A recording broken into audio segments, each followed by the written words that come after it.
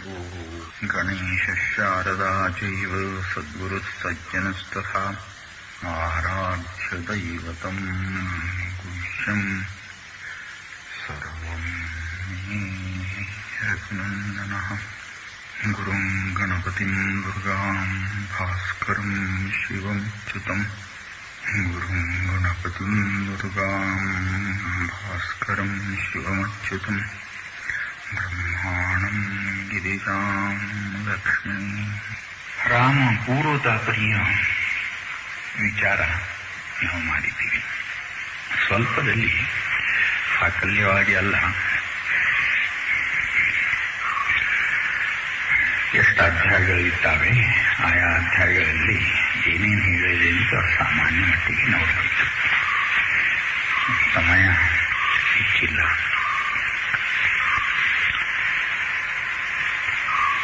ಈ ದಿನ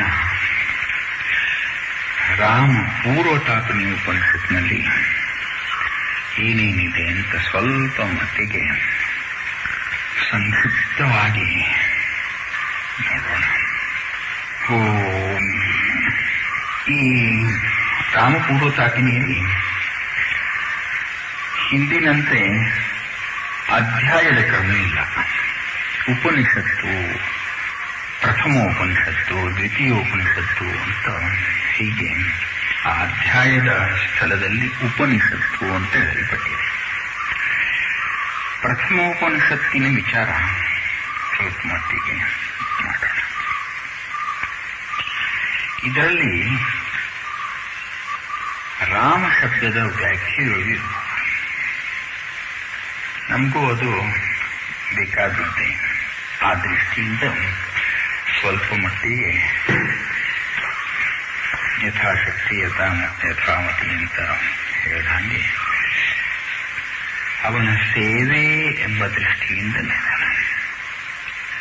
ಅವನ ತತ್ವವನ್ನು ತಿಳ್ಕೊಳ್ಳುವ ಲವಲವಿಕೆಯಿಂದ ನೋಡೋಣ, ಭಕ್ತಿಭಾವದಿಂದ ನೋಡೋಣ. ಓಂ ಚಿನ್ಮಯೇಸ್ಮಿನ್ ಮಹಾವಿಷ್ಣವು ಜಾತೆ ದಶರಥೇ ಹರೌ ರಘೋ ಕುಲೇ ಖಿಲಂ ರಾತಿ ರಾಜತೇಯೋ ಮಹಿಸ್ಥಿತಃ ಸರಾಮ ಇತಿ ಲೋಕೇಶು ವಿದ್ವದ್ಧಿ ಪ್ರಗಟೀಕೃತಃ. ಇದು ಮೊದಲನೇ ವ್ಯಾಖ್ಯೆ. ರಾಮ ಯಾವನ ಅವತಾರ, ಯಾರ ಅವತಾರ ಎಂಬುದನ್ನು ಇಲ್ಲಿ ತಿಳಿಸಿದೆ. ಮಹಾವಿಷ್ಣುವಿನ ಅವತಾರ. ಅವನು ಹೇಗಿರ್ತಕ್ಕವನು? ಚಿನ್ಮಯ ಅಂದ್ರೆ ಚಿನ್ಮಾತ್ರ.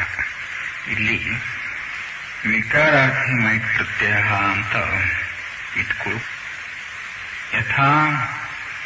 ಯಥಾ ಹಿ ಮೃಣ್ಮಯ ಘಟ. ಮೃಣ್ಮಯ ಅಂದರೆ ಮಣ್ಣಿನಿಂದ ಕೂಡಿಕೊಂಡಿರುವಂಥದ್ದು ಅಂದ್ರೆ ಮಣ್ಣೇ. ಜಲಮಯ ಅಂತ ಹೇಳಿದ ಹಾಗೆ ಇನ್ನೂ ಒಂದು ಅಲ್ಲಿ ವಸ್ತು ಇದೆ ಅಂತ ಅರ್ಥವಲ್ಲ. ಹಾಗೆ ಇಲ್ಲಿ ಚಿನ್ಮಾತ್ರ ಎಂಬ ಅರ್ಥದಲ್ಲಿ ಚಿನ್ಮಯ ಅಂತ ಹೇಳಿದೆ. ಚಿದಾನಂದ ಸ್ವರೂಪನಾಗಿರುವ, ಸಚ್ಚಿದಾನಂದ ಸ್ವರೂಪನಾಗಿರುವಂತಹ ಆ ಮಹಾವಿಷ್ಣುವು ಜಾತೆ ದಶರಥೇ ಹರವು, ಆ ಹರಿಯು ದಶರಥ, ಕೌಸಲ್ಯ ಈ ಇರುವರ ಉದರದಿಂದ ಜನಿಸಿರುವಾಗ ಅವನಿಗೆ ದಾಶರಥಿ ರಾಮ ಎಂಬ ಹೆಸರು ಬಂತು. ಪಾಯಸದಿಂದ ಗರ್ಭ ನಿಂತು ಅಂತ ನಿಮಗೆ ಗೊತ್ತಿದ್ದ ಸಂತಿಯೇ ಸರಿ. ಅಗ್ನಿ ಕೊಟ್ಟ ಪಾಯಸದಿಂದ ಗರ್ಭ ನಿಂತಿದೆ ರಾಜಸೂಯ ಯಜ್ಞ ಮಾಡಿದ ಮೇಲೆ. ಮತ್ತು ಅವರು ಎಲ್ಲರೂ ಅಯ್ಯೋ ನಿಜವೇ ಸರಿ. ಚಿನ್ಮಯೇಸ್ಮಿನ್ ಮಹಾವಿಷ್ಣುವು ಜಾತೆ ದಶರಥೇ ಹರೌ ಪಾಯಸಂ ಸ್ವರ್ಣಪಾತ್ರಸ್ಥಂ ಗೃಹೀತ್ವೋವಾಚ ಹವ್ಯವಾಟ್ ಗೃಹಾಣ ಪಾಯಸಂ ದಿವ್ಯಂ ಪುತ್ರೀಯಂ ದೈವ ನಿರ್ಮಿತಂ ಲಪ್ಸಸೆ ಪರಮಾತ್ಮಾನಂ ಪುತ್ರತ್ವೇನ ಸಂಶಯ. ಲಪ್ಸಸೆ ಪರಮಾತ್ಮಾನಂ ಪುತ್ರತ್ವೇನ ನ ಸಂಶಯ. ಇತ್ಯಾದಿ ಶ್ಲೋಕಗಳು ಈ ಶ್ಲೋಕಗಳು ಅಧ್ಯಾತ್ಮ ರಾಮಾಯಣ ಶ್ಲೋಕಗಳು. ಇದರಿಂದ ಲಪ್ಸಸೆ ಪರಮಾತ್ಮಾನಂ ಪುತ್ರತ್ವೇನ ಸಂಶಯ, ಪರಮಾತ್ಮನನ್ನೇ ಪುತ್ರನನ್ನಾಗಿ ನೀನು ಪಡುವೆ ಎಂದು ಪಾಯಸವನ್ನು ಕೊಟ್ಟಿದ್ದು ಅಗ್ನಿಯು ಇಲ್ಲಿ ಸ್ಪಷ್ಟವಾಗುತ್ತದೆ. ವಾಲ್ಮೀಕಿ ರಾಮಾಯಣದಲ್ಲಿಯೂ ಪ್ರೌದ್ಯಮಾನೇ ಜಗನ್ನಾಥಂ ಸರ್ವಲೋಕ ನಮಸ್ಕೃತಂ ಕೌಸಲ್ಯ ಜನಯದ್ರಾಮಂ ಸರ್ವಲಕ್ಷಣ ಸಂಯುತಂ. ಜಗನ್ನಾಥಂ ಸರ್ವಲೋಕ ನಮಸ್ಕೃತಂ, ಜಗನ್ನಾಥಂ ಸರ್ವಲೋಕ ನಮಸ್ಕೃತ ಜಗದ್ವಂದ್ಯನಾದ ಆ ಲೋಕನಾಥ ಜಗನ್ನಾಥನನ್ನೇ ಪುತ್ರ ರೂಪವಾಗಿ ಕೌಸಲ್ಯ ಪಡೆದು ಎಂಬುದು ಸ್ಪಷ್ಟವಾಗುತ್ತೆ. ಹೀಗೆ ರಾಮಾಯಣದಲ್ಲಿಯೂ ಶ್ರೀರಾಮನು ಪರಮಾತ್ಮನ ಅವತಾರವೇ ಸರಿ ಎಂಬುದು ಸ್ಪಷ್ಟವಾಗುತ್ತೆ. ಮುಂದೆ ಸಹಸ್ರಾರಕ ಪ್ರತೀಕಾಶಃ ಕಿರೀಟಿ ಕುಂಚಿತಾಲಕಃ ಶಂಖ ಚಕ್ರ ಗದಾ ಪದ್ಮ ವನಮಾಲಾ ವಿರಾಜಿತಃ ಆವಿರಾಸಿ ಜಗನ್ನಾಥಃ ಪರಮಾತ್ಮ ಸನಾತನಃ ನೀಲೋತ್ಪಲದಲಶ್ಯಾಮಃ ಪೀತವಾಸಾಶ್ಚತುರ್ಭುಜಃ ಜಲಜಾ ಗುಣನೇತ್ರಾಂತಃ ಸ್ಫುರತ್ಕುಂಡಲಮಂಡಿತಃ ಇತ್ಯಾದಿ ವರ್ಣನದಿಂದ ಸಾಮಾನ್ಯ ಮಕ್ಕಳಂತೆ ಅವರು ಹುಟ್ಟಲ್ಲ, ಹುಟ್ಟುವಾಗಲೇ ತನ್ನ ಅಮಿತ ತೇಜಸ್ಸಿನಿಂದ ಆನಂದಘನ ರೂಪದಿಂದ ಪರಮಾತ್ಮನು ಆ ಮಹಾವಿಷ್ಣು ಹುಟ್ಟಿದ ಕೂಡಲೇ ದರ್ಶನ ಕೊಟ್ಟಿದ್ದಿದೆ. ಅಂದರೆ ಆ ಸ್ವರೂಪದಿಂದಲೇ ಆವಿರ್ಭವಿಸಿದ್ದು ಉಂಟು. ಹೀಗಿರೋದ್ರಿಂದ ಶ್ರೀರಾಮನು ಸಾಮಾನ್ಯ ರಾಜಪುತ್ರನಲ್ಲ, ಸಾಕ್ಷಾತ್ ಪರಮಾತ್ಮನೇ ಎಂಬುದು ಇದರಿಂದ ಸ್ಪಷ್ಟವಾಗುತ್ತೆ. ಕೌಸಲ್ಯಗೂ ಇದು ಗೊತ್ತಿದ್ದ ಸಂಗತಿಯೇ. ದೇವದೇವ ನಮಸ್ತೇಸ್ತು ಶಂಖಚಕ್ರಗದಾಧರ ಪರಮಾತ್ಮಾಚ್ಯುತೋನಂತಹ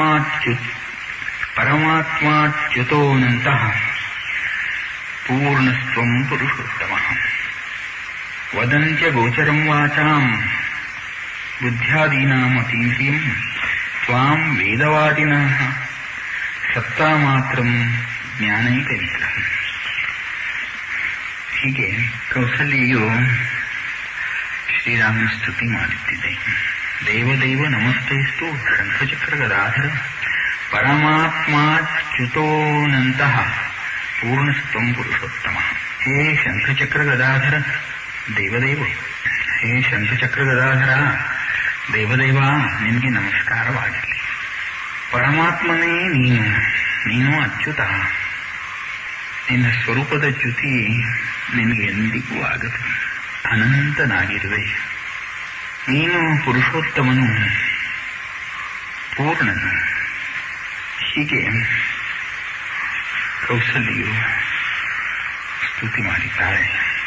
ವದಂತ್ಯ ಗೋಚರಂ ವಾಚ, ವದಂತ್ಯ ಗೋಚರಂ ವಾಚಾಂ ಬುದ್ಧ್ಯಾದೀನಾಂ ಅತೀಂದ್ರಿಯಂ. ವೇದವಾದಿನಃ ವೇದದ ಮರ್ಮವನ್ನು ತತ್ವಾರ್ಥವನ್ನು ತಿಳಿದವರು ನಿನ್ನನ್ನು ವಾಚಾಂ ಅಗೋಚರಂ ವದಂತಿ, ಮನಸ್ಸಿಗೂ ವಾಣಿಗೂ ನಿಲುಕದ ನಿನ್ನ ಅನಂತ ರೂಪ ಸಹಜಿಕವಾಗಿಯೇ ವಾಣಿ ಮತ್ತು ಮನಸ್ಸನ್ನು ಮೀರಿರುವಂಥದ್ದು ಸಹಜ. ಹೀಗೆ ಅತೀಂದ್ರಿಯ ನೀನು, ಸತ್ತಾ ಮಾತ್ರ ಸ್ವರೂಪ ನೀನು, ಕೇವಲ ಜ್ಞಾನರೂಪ ಆನಂದಘನ ಎಂಬುದಾಗಿ ಕೌಸಲ್ಯೆಯಿಂದ ಮಾಡಲ್ಪಟ್ಟ ಸ್ತುತಿಯಿಂದಲೂ ಇದು ಅಂದರೆ ಶ್ರೀರಾಮ ಪರಮಾತ್ಮನೇ ಸರಿ ಎಂಬುದು ಸ್ಪಷ್ಟವಾಗುತ್ತದೆ. जाते दशरथे हरौ रघुकुलेऽखिलं राति राजते यो मयि स्थितः।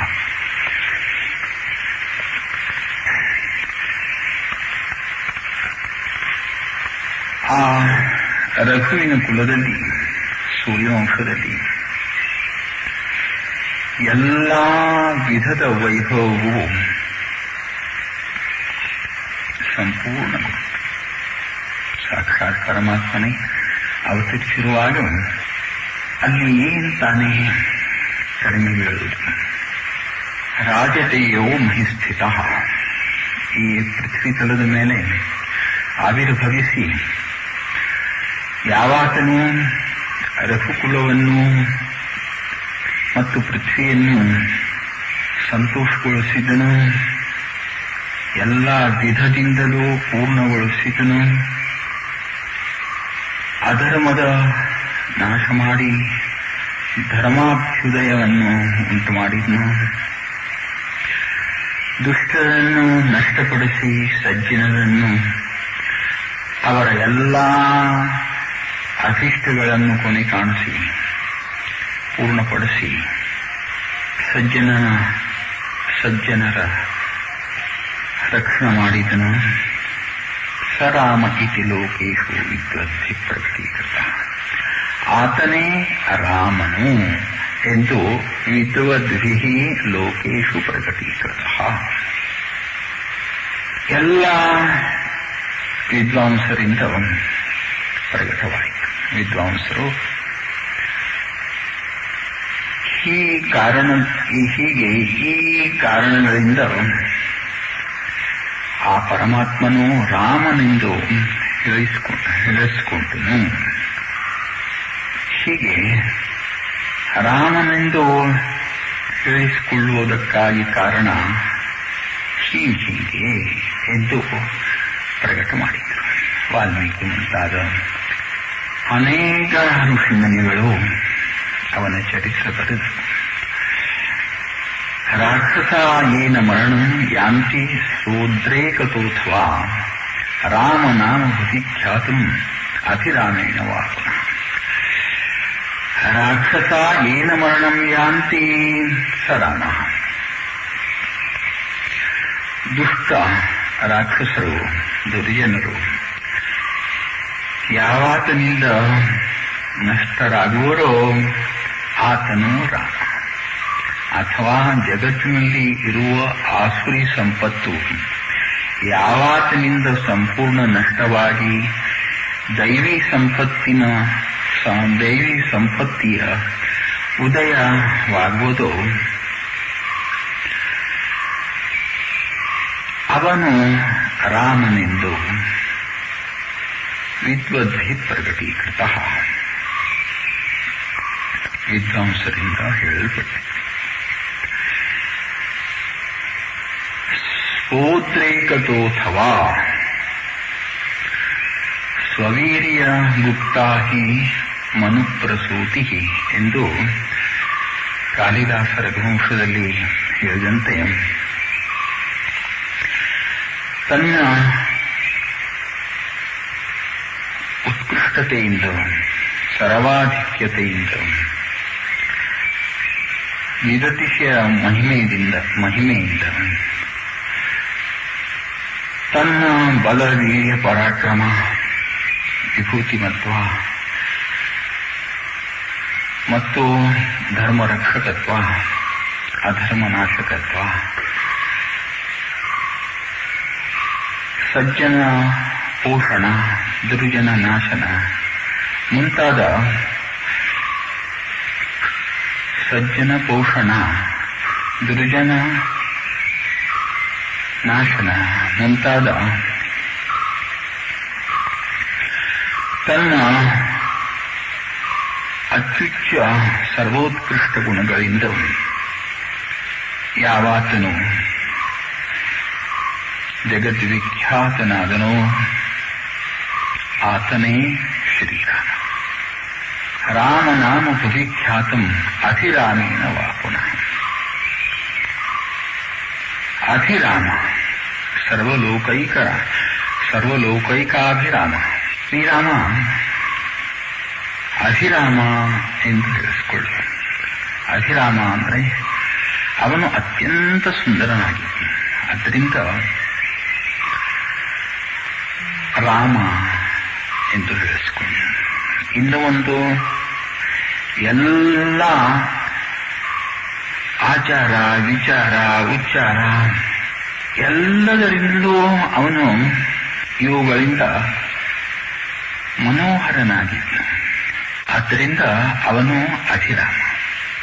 ಕರ್ಮಣ ಮನಸಾ ವಾಚ ಚಕ್ಷುಷಾ ಚ ನಿರಂತರಂ ಪ್ರಸೀದಯತಿ ಯೋ ಲೋಕಾನ್ ತಮ ಲೋಕೋನು ಪ್ರಸೀದತಿ. ಕರ್ಮಣ ಮನಸಾ ವಾಚ ಚಕ್ಷುಷಾ ಚ ಚತುರ್ವಿಧಂ ಪ್ರಸೀದಯತಿ ಯೋ ಲೋಕಾನ್ ತಂ ಲೋಕೋನು ಪ್ರಸೀದತಿ. ಹೀಗೆ ಕರ್ಮಣ ಕೃತಿಯಿಂದಲೂ, ಮನಸ್ಸಿನಿಂದಲೂ, ವಾಣಿಯಿಂದಲೂ ಮತ್ತು ದೃಷ್ಟಿಯಿಂದಲೂ ಈ 4 ವಿಧದಿಂದ ಯಾವಾತನು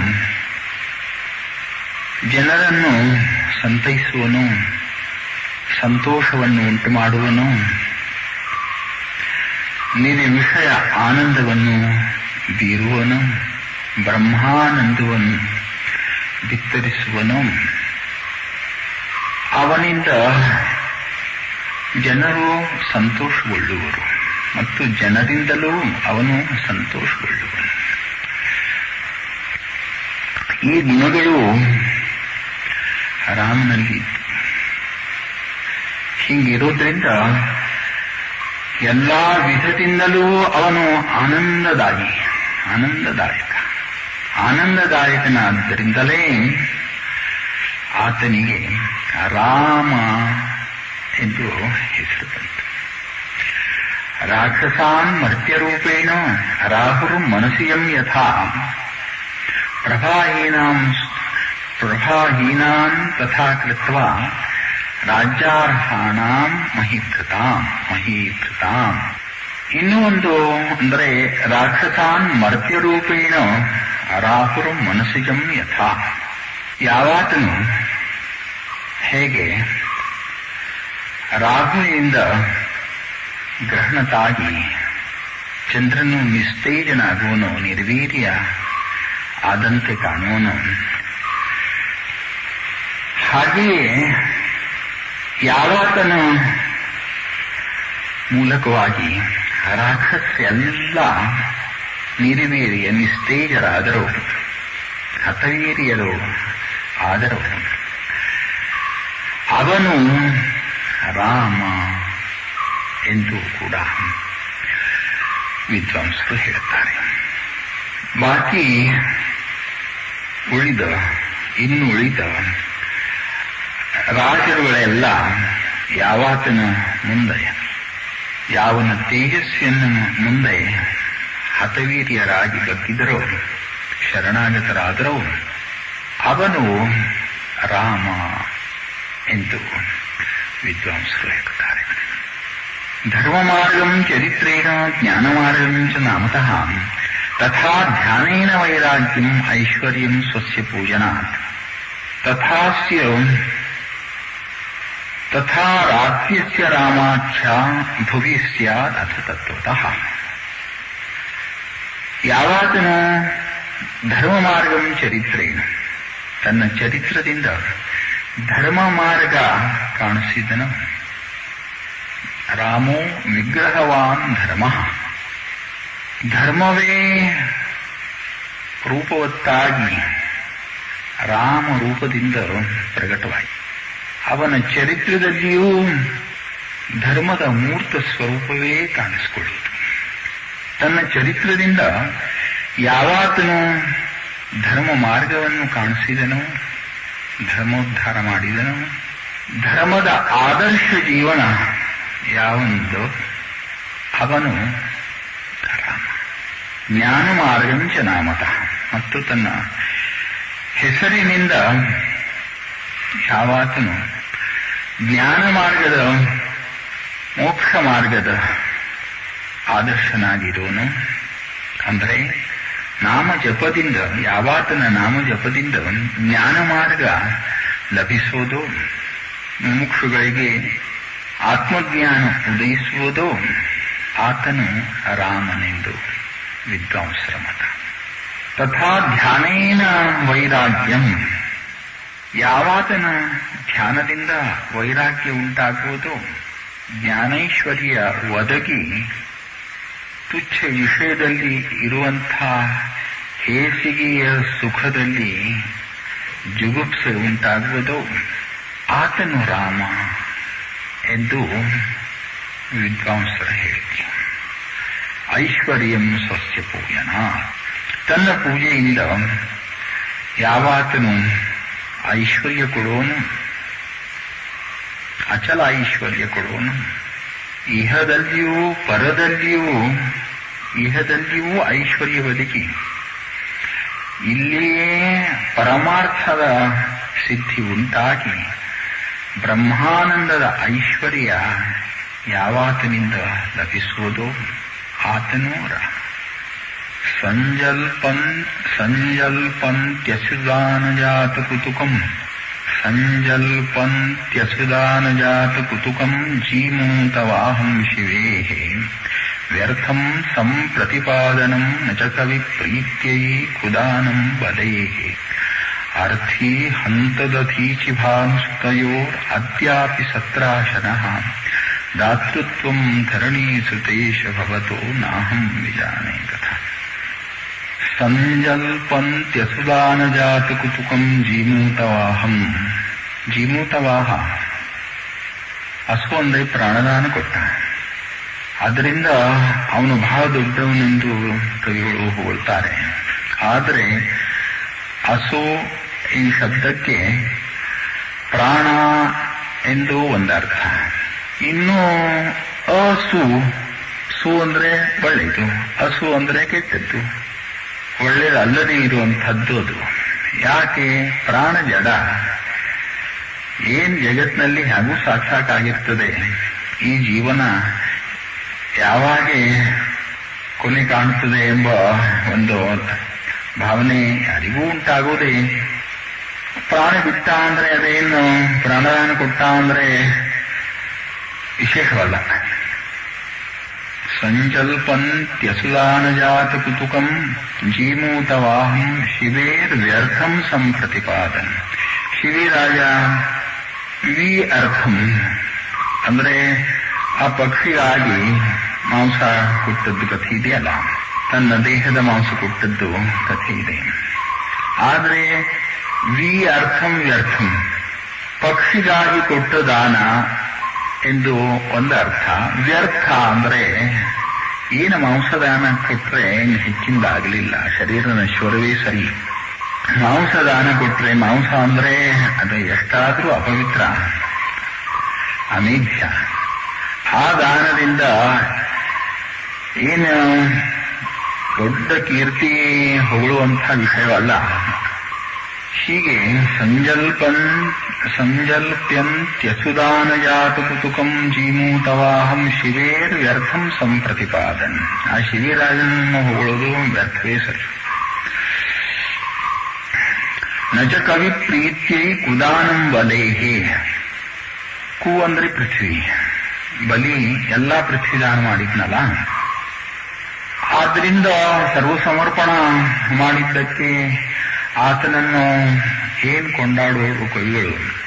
ಆದರೆ ಅದು ಅಷ್ಟು ಯೋಗ್ಯವಾದದ್ದಲ್ಲ. ಅಷ್ಟೊಂದು ಹೊಗಳುವಂಥದ್ದು ಅದರಲ್ಲಿ ಏನಿಲ್ಲ. ಅದು ಕುದಾನಂ. ಕು ಅಂದ್ರೆ ಕೆಟ್ಟದ್ದು, ಕೆಟ್ಟದಾನ ಅದು. ಯಾಕೆ? ನಚ ಕವಿ ಪ್ರೀತ್ಯೈ, ನಚ ಕವಿ ಪ್ರೀತ್ಯೈ. ಕವಿ ಅಂದ್ರೆ ಶುಕ್ರಾಚಾರ್ಯ, ಕವಿ ಅಂದ್ರೆ ವಿದ್ವಾಂಸ.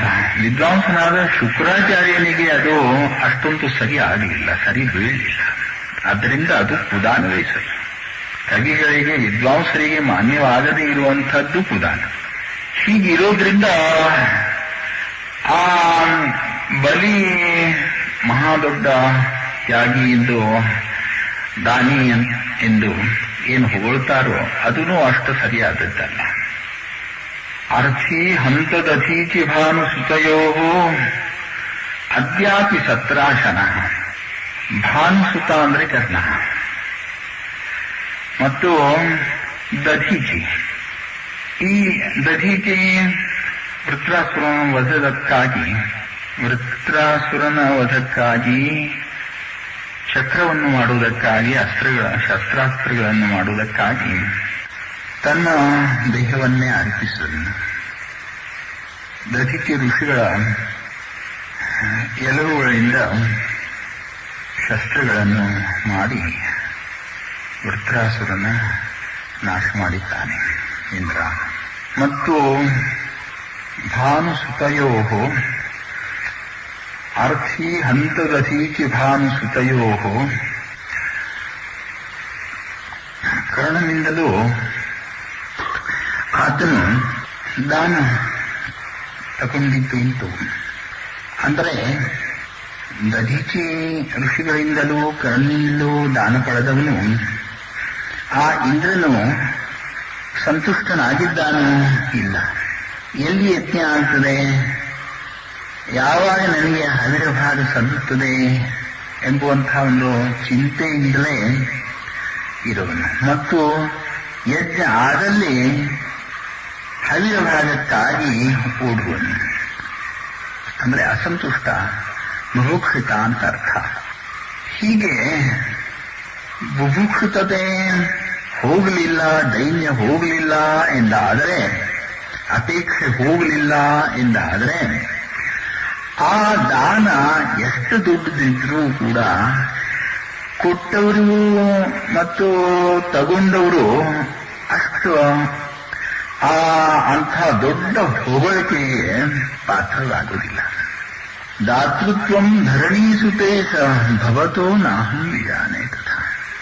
ಆದರೆ ಹೇ ಧರಣೀಸುತೇಶ, ಸೀತಾಪತೆ, ನಿನ್ನ ದಾತೃತ್ವ ಹಂಗಲ್ಲ.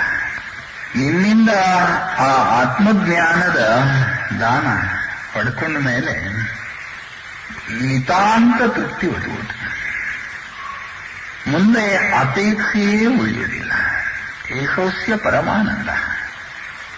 ಆ ಯಾಚಕನ ಆನಂದ ಅಂದ್ರೆ ಅದಕ್ಕೆ ಯಥೋವಾಚೋ ನಿವರ್ತಂತೆ ಅಪ್ರಾಪ್ತಿ ಮನಸ. ಎರಡನೇದಿಲ್ಲ. ಹೀಗೆ ಅನಂತ ಗುಣಮೈಶ್ವರ್ಯಂ ಲಭತೆ ಯತ್ ಪ್ರಸಾದತಃ ತಮಹಂ ಜಾನಕೀ ಜಾನೀಂ ಪ್ರಣತೋಸ್ಮಿ ನಿರಂತರ. ಅನಂತ ಗುಣಮೈಶ್ವರ್ಯಂ, ಅನಂತ ಪಟ್ಟು ಅನಂತವಾದದ್ದು ಐಶ್ವರ್ಯ ಈ ರಾಮನಿಂದ ಒದಗುವುದು, ಅಂದರೆ ಬ್ರಹ್ಮಾನಂದ ಒದಗುವುದು ಅಂತ ಅರ್ಥ. ಐಶ್ವರ್ಯಂ ಸ್ವಸ್ಯ ಪೂಜನಾತ್, ತನ್ನ ಪೂಜನೆಯಿಂದ ಆರಾಧನೆಯಿಂದ ಅನಂತ ಐಶ್ವರ್ಯ ಒದಗುವುದು. ಹೀಗೆ ಯಾವಾತನ ಚರಿತ್ರದಿಂದ ಧರ್ಮ ಮಾರ್ಗ, ನಾಮದಿಂದ ಜ್ಞಾನ ಮಾರ್ಗ ಮತ್ತು ಧ್ಯಾನದಿಂದ ವೈರಾಗ್ಯ, ಪೂಜನದಿಂದ ಐಶ್ವರ್ಯ, ದೈವಿ ಸಂಪತ್ತು ಮತ್ತು ಇಲ್ಲಿಯ ಸಮೃದ್ಧತೆ ಒದಗೋದು, ಅವನು ರಾಮ ಎಂದು ಹೇಳಿಸಿಕೊಳ್ಳುವುದು. ರಮಂತೆ ಯೋಗಿನೋನಂತೆ ನಿತ್ಯಾನಂದೈ ಚಿದಾತ್ಮನಿ ಇತಿ ರಾಮ ಪದೇನಾಸೌ ಪರಬ್ರಹ್ಮಾಧಿಜೀಯತೆ. ರಮಂತೆ ಯೋಗಿನೋನಂತೆ ನಿತ್ಯಾನಂದೈ ಚಿದಾತ್ಮನಿ. ಯೋಗಿಗಳು ಯಾವ ಅನಂತವಾಗಿರುವಂಥ ಮತ್ತು ನಿತ್ಯದಲ್ಲಿಯೂ ಆನಂದ ರೂಪವಾಗಿಯೇ ಇರುವಂಥ ಅರಿವಿನ ಧರ್ಮದ ಗ್ಲಾನಿ ಆಗಿರುವಾಗ, ಧರ್ಮದ ಪ್ರಚಾರ, ಆಚಾರ, ವಿಚಾರ ಕುಗ್ಗಿರುವಾಗ, ಕಡಿಮೆ ಆಗಿರುವಾಗ ಮತ್ತು ಅಧರ್ಮದ ಉತ್ಥಾನ, ಪ್ರಾಬಲ್ಯ, ಅಧರ್ಮಾಚರಣದ ನೀತಿ ಭ್ರಷ್ಟತೆಯ ಪ್ರಚಾರ ಹೆಚ್ಚೆಚ್ಚು ಆಗುತ್ತಿರುವಾಗ ತದಾತ್ಮಾನಂ ಸೃಜಾಮ್ಯಹಂ ಆತ್ಮಾನಂ ಸೃಜಾಮ್ಯಹಂ. ತಾನೇ ಪ್ರಕೃತಿ ಸ್ವಾಮಧಿಷ್ಠಾಯ ಸಂಭವಾಮಿ ಯುಗೆ. ನನ್ನ ವಿಚಿತ್ರ ಶಕ್ತಿಯನ್ನು ಸಂಕಲ್ಪ ರೂಪವಾದ ಶಕ್ತಿಯಿಂದ ಒಡಗೂಡಿ ನಾನು ಅವತಾರ ತಾಳ್ತೇನೆ. ಜನ್ಮ ಕರ್ಮ ಚ ಮೇ ದಿವ್ಯಂ ಏವಂ ಯೋ ವೇತ್ತಿ ತತ್ವತಃ ತ್ಯಕ್ತ್ವಾ ದೇಹಂ ಪುನರ್ಜನ್ಮ ನೈತಿ ಮಾಮೇತಿ ಸ್ವರ್ತಿ. ನನ್ನ ಜನ್ಮಕರ್ಮ ಎಂಬುದು ದಿವ್ಯ, ಅಪ್ರಾಕೃತ. ಕರ್ಮವಶನಾಗಿ, ವಾಸನಾವಶನಾಗಿ, ಕರ್ಮಫಲಕ್ಕಾಗಿ ಅಥವಾ ವಾಸನೆಯ ಪೂರ್ತಿಗಾಗಿ ಜನ್ಮ ತಾಳುವುದಲ್ಲ. ಪರಮಾತ್ಮನ ಜನ್ಮಕರ್ಮ ಚ ಮೇ ದಿವ್ಯಂ, ಆ ಜನ್ಮಕರ್ಮವು ದಿವ್ಯವಾಗಿರುತ್ತೆ. ಏವಂ ಯೋ ವೇತ್ತಿ ತತ್ವತಃ, ತಾತ್ವಿಕವಾಗಿ ಹೀಗೆ ಯಾರು ತಿಳಿಯುವರೋ ಅಥವಾ ಯಾವಾತನು ತಿಳಿಯುವವನು ಹೀಗೆ ತ್ಯಕ್ತ್ವಾ ದೇಹಂ ಪುನರ್ಜನ್ಮ ನೈತಿ ಸ ಮಾಮೇತಿ. ಈ ದೇಹ ಬಿದ್ದು ಹೋದ್ಮೇಲೆ ಮತ್ತು ಅವನಿಗೆ ಜನ್ಮವಿಲ್ಲ. ಆತ್ಮಸ್ವರೂಪದ ಜನ್ಮಮರಣ ರಾಹಿತ್ಯ ಆತನಿಗೆ ನಿಶ್ಚಿತವಾದುದರಿಂದ ಅವನಿಗೆ ಜನ್ಮ ಬರುವುದಿಲ್ಲ. ಮಾಮೇತಿ ಸೋರ್ಜುನ, ಆತನು ನನ್ನನ್ನೇ ಹೊಂದುವನು. ಆ ಬ್ರಹ್ಮಭುವನಾಲೋಕ ಪುನರಾವರ್ತಿನೋರ್ಜುನ ಮಾಮುಪೇತ್ಯತು ಕೌಂತೆಯ ಪುನರ್ಜನ್ಮನ ವಿದ್ಯತೆ. ನನ್ನನ್ನು ಹೊಂದಿದ ಮೇಲೆ ಮತ್ತು ಜನ್ಮವಿಲ್ಲ. ಯತ್ರ ಗತ್ವಾ ನ ನಿವರ್ತಂತೆ, ಯತ್ರ ಗತ್ವಾ ನ ನಿವರ್ತಂತೆ ತದ್ಧಾಮ ಪರಂ ಮಮ. ಯದ್ಗತ್ವಾ ನ ನಿವರ್ತಂತೆ ತದ್ಧಾಮ ಪರಂ ಮಮ. ಎಲ್ಲಿ ಹೋದ ಮೇಲೆ ಮರಳಿ ಜನ್ಮ ಇಲ್ಲವೋ ಅದೇ ನನ್ನ ಪವಿತ್ರ ಧಾಮ.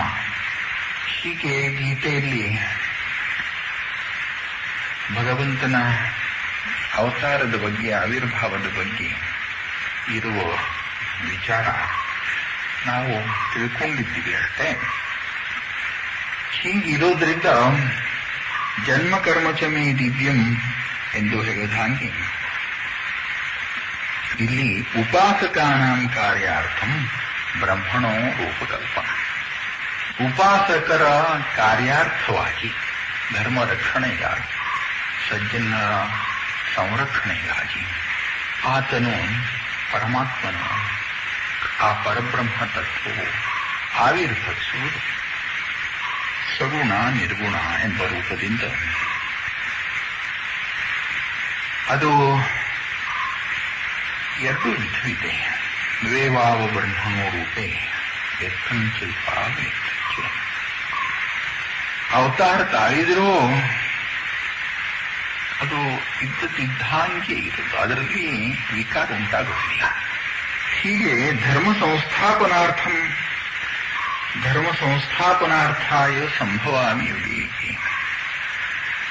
ಧರ್ಮ ಸಂಸ್ಥಾಪನೆಗಾಗಿ ಯುಗ ಯುಗದಲ್ಲಿ ಪರಮಾತ್ಮನ ಅವತಾರ ಆಗುವುದು ಎಂದು ಭಗವದ್ಗೀತೆ ಹೇಳಿದಂತೆ ಇಲ್ಲಿಯೂ ಆ ಅರ್ಥವನ್ನೇ ಪ್ರಕಟಪಡಿಸಿದ್ದಾರೆ.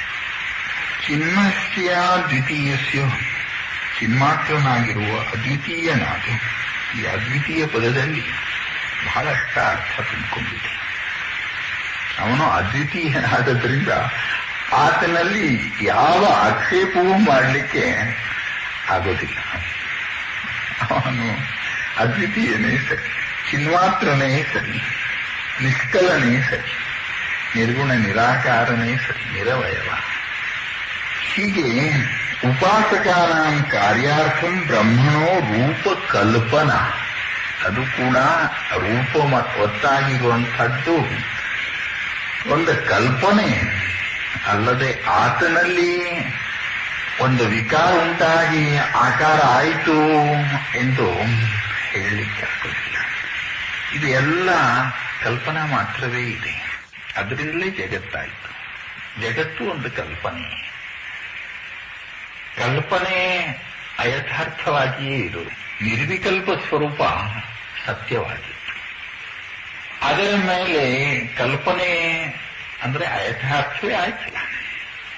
ಆದರೂ ದಾಗಿನೆ ಅಂದರೆ ಒಡವೆ ಅಲಂಕಾರ ಸುವರ್ಣ ರೂಪ ಇದ್ದಂತೆ ಕಾರ್ಯವಾದರೂ ಕೂಡ ಆ ಪರಬ್ರಹ್ಮ ಸ್ವರೂಪ ನಿಷ್ಕಲ, ನಿರ್ವಿಕಾರ, ನಿರ್ಗುಣ, ನಿರಾಕಾರವೇ ಇರುತ್ತೆ.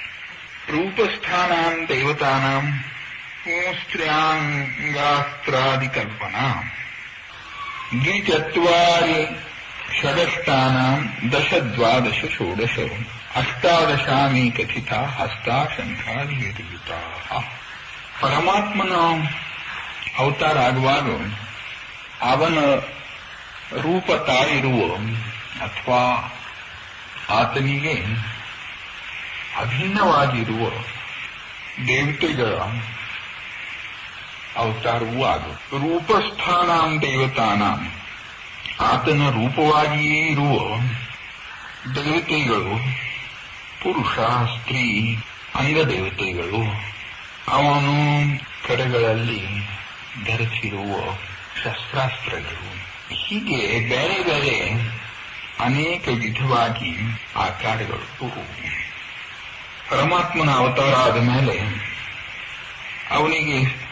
ಅವನ ಆಯ್ಕೆ ಪಡೆದ ಆಕಾರಗಳು ಭಿನ್ನ ಭಿನ್ನ ದೇವತೆಗಳ, ಸ್ತ್ರೀ ಪುರುಷಾತ್ಮಕವಾಗಿರುವಂತಹ ದೇವತೆಗಳ ಆಕಾರಗಳು ಸಹ ಅವನ ಕೈಯಲ್ಲಿ ಇರುವ ಶಸ್ತ್ರಾಸ್ತ್ರಗಳು ಸಹ ಉಂಟಾಗುವು. ಭಿನ್ನ ಭಿನ್ನ ಕಲ್ಪನೆ ಅಲ್ಲಿ ಈ ಮೂಲಕವಾಗಿ ತೋರ್ಬರುವುದು. ಕೈಲಾಸ, ವೈಕುಂಠ, ಬ್ರಹ್ಮಲೋಕ, ಹೀಗೆ 3 ಲೋಕಗಳು ವಿಶೇಷವಾಗಿ ಪ್ರಸಿದ್ಧಿ ಇದ್ದಾವೆ. ದೇವಿ ಲೋಕವೂ ಇದೆ.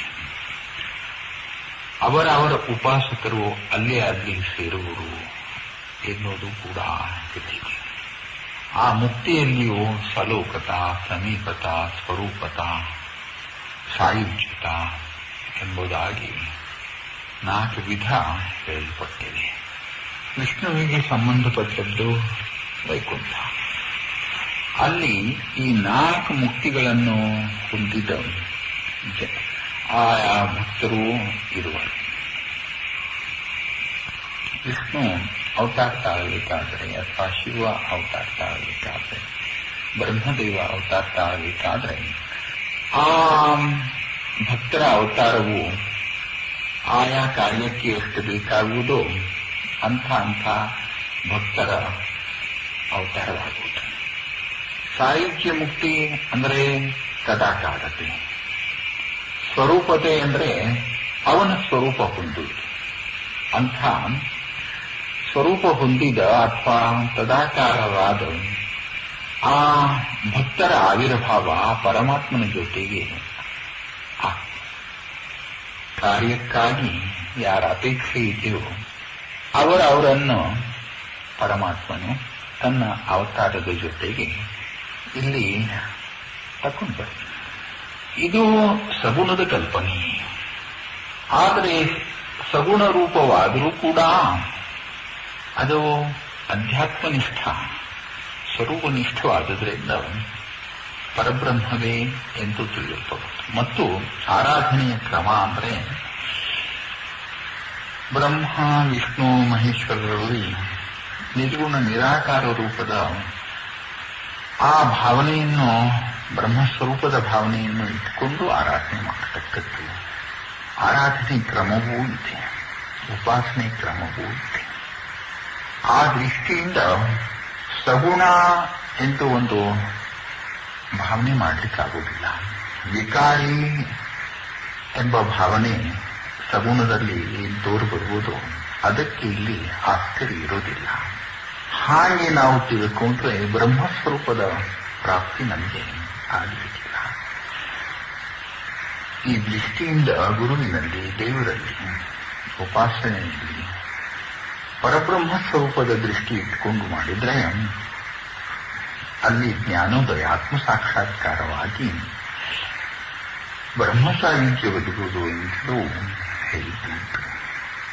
ಹೀಗೆ ಸಗುಣ ನಿರ್ಗುಣ ಈ ಎರಡು ವಿಧವಾಗಿ ಆರಾಧನೆ ಇದೆ.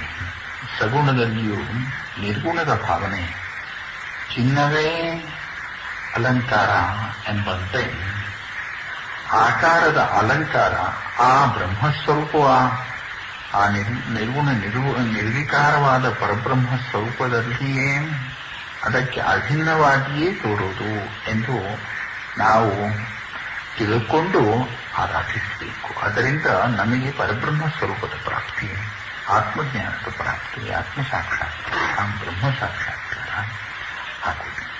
ಹೀಗೆ ಅವತಾರ ತಾಳಿದ ಮೇಲೆ ದ್ವಿಚತ್ವಾರಿ ಷಡಷ್ಟಾನಾಂ ದಶದ್ವಾದಶ ಷೋಡಶ ಅಷ್ಟಾದಶಾನಿ ಕಥಿತಾ ಹಸ್ತಾ ಶಂಖಾದಿ ಕ್ರೀತಾ. ಕೆಲ ಕಡೆಗೆ 2, 4, 6, 8, 12, 16, 18 ಹೀಗೆ ಕೈಗಳಿದ್ದಾವೆ ಎಂದು ವರ್ಣನೆ ಇದೆ. ಶಂಖಾದಿ ಸೇವಿತಾ, ಒಂದೊಂದು ಕೈಯಲ್ಲಿ ಒಂದೊಂದು ಆಯುಧ, ಶಂಖ ಚಕ್ರ ಗದಾ ಪದ್ಮ ಮತ್ತು ಕಮಲ ಮುಂತಾದ ಹೀಗೆ ಆಯಾ ಕೈಯಲ್ಲಿ ಕೈಗಳು ಇದ್ದಷ್ಟು ಆಯುಧಗಳು ಆ ಕೈಗಳಲ್ಲಿ ಇರ್ತವೆ. ಸಹಸ್ರಾಂತ, 1000 ಕೈಗಳು ಇದ್ದುವೆ ಮತ್ತು ಅವತಾರಗಳು ಸಹಸ್ರಾರವಾಗಿ ಇದ್ದಾವೆ, ಆಗ್ತವೆ. ಅವತಾರ ಆದಮೇಲೆ ಅವರ ಆ ದೇಹದ ವರ್ಣ ಶ್ಯಾಮವರ್ಣ, ಶುದ್ಧವರ್ಣ ಅಥವಾ ಕೆಂಪು, ಹೀಗೆ ಪೀತ, ಅನೇಕ ವರ್ಣದ ದೇಹಗಳು ಆಯಾ ಕಾಲಕ್ಕೆ ಆಗುವುದು. ಅವನ ಸೇನೆ, ಶಸ್ತ್ರ, ಅಸ್ತ್ರ, ಹೀಗೆ ಅನೇಕ ವೈವಿಧ್ಯ ಆತನಲ್ಲಿ ತೋರುವುದು. ವಾಹನ ಬೇರೆ, ಶಕ್ತಿ, ಸೇನೆ ಅಂದ್ರೆ ಸೈನ್ಯ, ಹೀಗೆ ಬೇರೆ ಬೇರೆ ಕಲ್ಪನೆ. ಪಂಚಧ, ಈ 5 ಬಗೆಯಿಂದ ವಾಹನ, ಶಸ್ತ್ರಾಸ್ತ್ರ, ಶಕ್ತಿ, ಸೇನೆ, ರೂಪ, ಹೀಗೆ 5 ವಿಧವಾದ ಕಲ್ಪನೆ ಅವನಲ್ಲಿ ಬೇರೆ ಬೇರೆಯಾಗಿ ತೋರುವುದು. ಅಥವಾ ಪಂಚ ದೇವತೆಗಳ ಸೂರ್ಯ, ಶಿವ, ವಿಷ್ಣು, ಅಂಬಿಕಾ, ಗಣಪತಿ, ಹೀಗೆ ಪಂಚದೇವತೆಗಳ ಸ್ವರೂಪವೂ ಕೂಡ ಆತನ ಸ್ವರೂಪವೇ ಸರಿ. ಅವರ ಅವತಾರಗಳು ಆಗುವು. ಕಲ್ಪಿತಸ್ಯ ಶರೀರಸ್ಯ ತಸ್ಯ ಸೇನಾದಿ ಕಲ್ಪನಾ. ಮತ್ತು ಶಂಕೆ ಬರಬಾರದೆಂದು ಈ ಎಲ್ಲಾ ದೇಹಗಳು ಕಲ್ಪಿತವಾದವು. ಮನಸ್ಸಿನ ಕಲ್ಪನೆಯೇ ಈ ಜಗತ್ತು. ನಾಮಾರು ಅಸ್ಥಿಭಾತಿ ಪ್ರಿಯಂ ರೂಪಂ ನಾಮಚೇತ್ ಅಂಶ ಪಂಚಕಂ ಆದ್ಯಂತ್ರಯಂ ಬ್ರಹ್ಮರೂಪಂ ಜಗತ್ ರೂಪಂ ತಥೋತ್ಪದಂ. ಜಗತ್ತು ಅಂದ್ರೆ ನಾಮರೂಪಾತ್ಮಕವಾಗಿರುವಂಥದ್ದು. ಆಕಾರ ಹೊಂದಿದ ಪದಾರ್ಥಗಳ, ಜಡಚೇತನ ಪದಾರ್ಥಗಳ ಸಮುದಾಯವೇ ಜಗತ್ತು. ಇದರಲ್ಲಿ ಇರುವಿಕೆ, ಭಾಷಿಸುವಿಕೆ ಮತ್ತು ಪ್ರಿಯ ಆಗುವಿಕೆ ಇದು ನಾಮರೂಪಕ್ಕೆ ಸಂಬಂಧಪಟ್ಟದ್ದಲ್ಲ ಅಥವಾ ಜಗತ್ತಿಗೆ ಸಂಬಂಧಪಟ್ಟದ್ದಲ್ಲ. ಈ 3 ಲಕ್ಷಣಗಳಿಂದ ಸಚ್ಚಿದಾನಂದ ಸ್ವರೂಪವೇ ಗುರಿಯಾಗುವುದು. ಅಸ್ತಿಚೇತ್ ಅಸ್ತಿತಾ ಬ್ರಹ್ಮೈವ ಅಸ್ತಿತ್ವ ಲಕ್ಷಣ. ಅಸ್ತಿಚೇತ್ ಅಸ್ತಿತಾ ಸತ್ತ ಬ್ರಹ್ಮೈವ ಅಸ್ತಿತ್ವ ಲಕ್ಷಣ. ಯಾವುದಾದ್ರೂ ಒಂದು ವಸ್ತು ಆಕಾರ ಇದೆ ಎಂದು ಗೊತ್ತಾದರೆ ಅಲ್ಲಿ ಅದರ ಅಸ್ತಿತ್ವ ಗೊತ್ತಾಗುವುದು. ಸತ್ಯೇವ ಸೌಮ್ಯೇದಮಗ್ರಾಸೀತ್. ಸತ್ತೇ ಅಸ್ತಿತ್ವ ಬ್ರಹ್ಮಕ್ಕೆ ಸಂಬಂಧಪಟ್ಟದ್ದು. ಅಲಂಕಾರ ಇದೆ ಎಂದು ಹೇಳುವಲ್ಲಿ ಆ ಚಿನ್ನ ಇದೆ ಎಂದು ಹೇಳ್ದಂಗಾಗೋದು. ಅಲಂಕಾರದ ಅಸ್ತಿತ್ವ ಚಿನ್ನಕ್ಕೆ ಸಂಬಂಧಪಟ್ಟದ್ದು. ಹಿಂಗಿರೋದ್ರಿಂದ ಅಲಂಕಾರ ಇದೆ ಅಂದ್ರೆ ಚಿನ್ನವಿದೆ.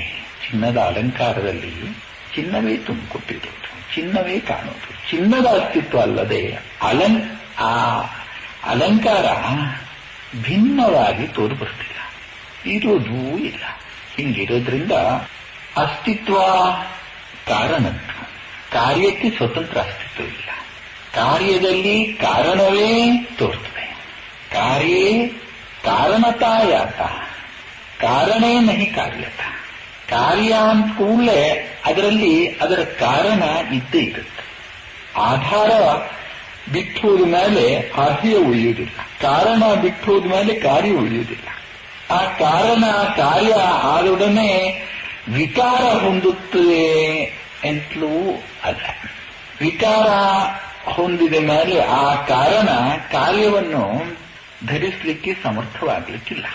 ಈಗ ಇರುವಿಕೆ ಎಂಬುದೇ ಕಾರಣದ ಸತ್ತೆ ಎಂದು ನಾವು ಗ್ರಹಿಸಿದ್ರೆ, ಇದ್ದದ್ದು ಹಾಗೆ ನಿಶ್ಚಯಿಸಿದ್ರೆ, ಆ ಸತ್ತೆಯಲ್ಲಿ ವಿಕಾರ ಹೊಂದಿದ್ರೆ ಅಂದ್ರೆ ಅಸತ್ಯ ಉಂಟಾದ್ರೆ ಅಂದ್ರೆ ಕಾರಣ ಇಲ್ಲದಂತೆ ಆದ್ರೆ ನಷ್ಟವಾದ್ರೆ ಕಾರ್ಯ ಹ್ಯಾಂಗ ಉಳಿತದೆ? ಹೀಗಿರೋದ್ರಿಂದ ಕಾರಣ ನಿತ್ಯ ನಿರ್ವಿಕಾರವಾಗಿಯೇ ಇರುತ್ತೆ. ಚಿನ್ನ ಹೋದ ಮೇಲೆ ಹೇಗೆ ಆ ಅಲಂಕಾರ ಉಳಿಯೋದಿಲ್ವೋ, ಒಡವೆ ಉಳಿಯೋದಿಲ್ವೋ, ಅಂತೆಯೇ ಅಥವಾ ಅಲಂಕಾರದಲ್ಲಿ ಚಿನ್ನ ಇದ್ದಂತೆ ಹೇಗಿರೋದೋ ಅಂತೆಯೇ ಈ ಕಾರ್ಯದಲ್ಲಿ ಕಾರಣ ಇದ್ದಂತೆ ಇರೋದು. ಅದರಲ್ಲಿ ಯಾವ ಪರಿಣಾಮವೂ ಯಾವ ವಿಕಾರವೂ ಉಂಟಾಗುವುದಿಲ್ಲ. ಉಂಟಾದ್ರೆ ಕಾರ್ಯವೂ ಉಳಿಲಿಕ್ಕಿಲ್ಲ. ಹೀಗಿರೋದ್ರಿಂದ ಕಾರಣ ನಿತ್ಯ ನಿರ್ವಿಕಾರವಾದ. ಹೀಗೆ ಭಾನವೂ ಕೂಡ ಚಿದ್ರೂಪಕ್ಕೆ ಸಂಬಂಧಪಟ್ಟದ್ದು. ಕಾರ್ಯ ಜಡ, ಅದಕ್ಕೆ ಸ್ವತಂತ್ರ ಅಸ್ತಿತ್ವವೂ ಇಲ್ಲ ಮತ್ತು ಅರಿವೂ ಇಲ್ಲ. ಅರಿವಿನಿಂದ ಅದು ತಿಳಿಯಲ್ಪಡು, ಅದು ಅರಿವಿನ ರೂಪವಲ್ಲ. ಪ್ರಕೃತಿ ಜಡ, ಪ್ರಕೃತಿ ಅದು ಇದು ಜಗತ್ತು ಯಾವುದನ್ನು ಗ್ರಹಿಸಿದ್ರೂ ಕೂಡ ಕಾರಣಕ್ಕೆ ಬಿಟ್ಟು ಕಾರ್ಯ ಎಂಬ ಒಂದು ಭಾವನೆಯನ್ನು ನಾವು ಇಟ್ಕೊಂಡು ಬಿಟ್ರೆ ಅದು ಸ್ವತಂತ್ರವಾಗಿ ಉಳಿಯದೆ ಕಾರಣಕ್ಕೆ ಕಾರಣದ ಆಧಾರದಿಂದ ಅಭಿನ್ನವಾಗಿಯೇ ಇರುತ್ತೆ. ಪೃಥಕ್ಕಾಗಿ ನೋಡಿಬಿಟ್ರೆ ಅದು ಜಡ. ಅರಿವಿನ ರೂಪ ಅದನ್ನ ಬೆಳಗಿಸುವುದು. ಸತ್ಯ ಭಾಷಾ ಸರ್ವಮಿದಂ ವಿಭಾಗ. ಹೇಗೆ ಒಂದು ಕೈ ದೀಪ ನಾವು ಇಟ್ಕೊಂಡು ಪದಾರ್ಥವನ್ನು ಕತ್ಲೆಯಲ್ಲಿ ಕಾಣ್ತೀವೋ ಅಂತೆಯೇ, ಅಥವಾ ಸೂರ್ಯನ ಪ್ರಕಾಶದಿಂದ ಹಗಲಲ್ಲಿ ಹೇಗೆ ಎಲ್ಲ ಪದಾರ್ಥಗಳನ್ನು ನಾವು ತಿಳ್ಕೊಳ್ತೀವೋ, ಪದಾರ್ಥಗಳಿಗೆ ಹೆಂಗೆ ಪ್ರಕಾಶ ಇಲ್ಲವೋ ಅಂತೆಯೇ ಪರಮಾತ್ಮನ ಚಿದ್ರೂಪ ಎಲ್ಲೆಡೆಯಲ್ಲಿ ವ್ಯಾಪಿಸಿಕೊಂಡಿದೆ. ಭಾತಿ ಚೇತ್, ಇದು ಭಾಷಿಸುತ್ತದೆ, ತಿಳಿಯಲು ಪಡುತ್ತದೆ ಎಂದಾದರೆ ತಿಳಿವು ಅದರಲ್ಲಿ ಇದ್ದದ್ದು. ಚಿದ್ರೂಪ ಅಲ್ಲಿ ಪ್ರಕಟವಾಗುವುದು. ಪ್ರಿಯ ಎಂದೊಡನೆ ಅದರಲ್ಲಿ ಇರುವಂತಹ ಆನಂದ ಸ್ವರೂಪ ಪ್ರಕಟವಾಗುವುದು. ಜಡ ಪದಾರ್ಥಗಳು ಪ್ರಿಯ ಆಗಲಾರವು. ಬೇಕಾದ್ದು ಆನಂದ. ಆನಂದವೇ ಪ್ರಿಯವಾಗಿದೆ. ಆನಂದದ ಪ್ರಾಪ್ತಿಯಿಂದ, ಆನಂದದ ಪ್ರಾಪ್ತಿಯ ಕಲ್ಪನೆಯಿಂದ ಪದಾರ್ಥಗಳನ್ನು ನಾವು ನೋಡ್ತಾ ಇದ್ದೀವಿ. ಅದರಲ್ಲಿ ಇರುವಂತಹ ಪ್ರಿಯತ್ವ, ಅದರಲ್ಲಿ ವ್ಯಾಪಿಸಿಕೊಂಡು ಇರುವ ಆ ಬ್ರಹ್ಮಸ್ವರೂಪಕ್ಕೆ ಸಲ್ತಕ್ಕದ್ದಲ್ಲದೆ ಜಡವಾದ ಪದಾರ್ಥಕ್ಕೆ ಇಲ್ಲ. ಈ ದೇಹ, ಯಾವುದಾದ್ರೂ ಒಂದು ದೇಹ ಪ್ರಿಯವಾಗಿ ತೋರ್ತಾ ಇದ್ರೆ ನೋಡಿ, ಅದರಲ್ಲಿ ವ್ಯಾಪಿಸಿಕೊಂಡು ಇರುವ ಬ್ರಹ್ಮಸ್ವರೂಪದ ಆನಂದ ರೂಪತೆಯಿಂದ ತೋರೋದಲ್ಲದೆ ಬರೀ ದೇಹ ಪ್ರಿಯವಾಗುವುದು ಎಂದು ಭಾವನೆ ಮಾಡಿ ದೇಹದ ಲಕ್ಷಣಗಳನ್ನು ನಾವು ವಿಂಗಡಿಸಿಬಿಟ್ರೆ ಯಾರಿಗೂ ಕೂಡ ದೇಹದಲ್ಲಿ ಪ್ರೇಮ ಪ್ರೀತಿ ಉಂಟಾಗಲಾರದು. ಅದರಲ್ಲಿ ವ್ಯಾಪಿಸಿಕೊಂಡಿರುವ ಪರಮಾತ್ಮನ ಸತ್ತೆ ಮೇಲೆ, ಪರಮಾತ್ಮನ ಅರಿವಿನಲ್ಲಿ ಪ್ರೀತಿ ಉಂಟಾಗುತ್ತೆ. ಅದು ಆನಂದ ರೂಪವಾದದ್ರಿಂದ ಅದರಲ್ಲಿ ಪ್ರೀತಿ ಉಂಟಾಗ್ತದೆ. ಕಾರ್ಯ ಅಲ್ಪ, ಯದಲ್ಪಂ ತನ್ಮರ್ತ್ಯ. ಯಾವುದು ಅಲ್ಪವೋ ಅದಕ್ಕೆ ನಾಶವಿದೆ. ನಷ್ಟ ಆಗುವಂಥದ್ದು ಪ್ರಿಯವಾಗಲಾರದು.